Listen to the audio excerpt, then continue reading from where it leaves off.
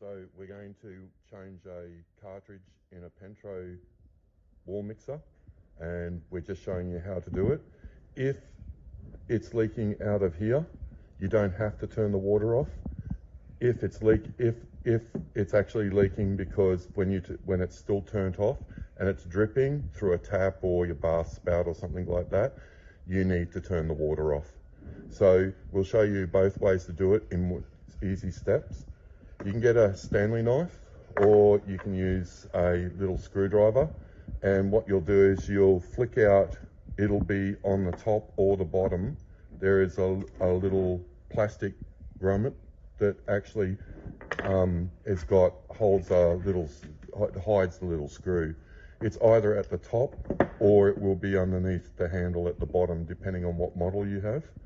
And so then you grab your little Allen key and you unscrew the handle, and once you unscrew that, the handle just pulls off, and you can see the handle pull off there. Then what there is there's an outer casing ring. You can unscrew this with your hand.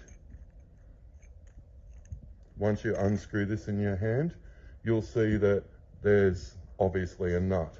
Now with the nut, if it's dripping out of the handle, you'll see that there'll be a watermark coming down this side.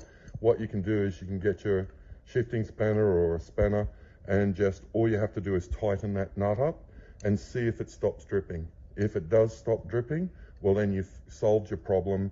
You can just turn around and put all your pieces back together. If not, and you've got your water off because it's dripping out of the tap, this is what you have to do. You have to undo this nut, and obviously this is in the wall. You'll unscrew this nut, and this allows you to see the cartridge. So the cartridge actually looks like this, and so you'll get a replacement cartridge and you'll be able to pull the cartridge out. Now having a look at inside this, you'll see that there's two little lugging nuts there, and there's two on here, so obviously they line up. So when you put it in, you can feel that they've lined up, they can't turn anymore. So replacing the cartridge, the only thing that can happen to you outside of the area is make sure that this is clear. So it has not got this little O-ring which can come out of here and be stuck to this, because if you leave that O-ring in and put this one in, it'll drip. So make sure that the O-ring's pulled out with this old cartridge, which just fell on the floor, and then what we'll do is put the new cartridge in. So line it up, and then you just turn around, put your nut back on. Make sure that your nut is tight.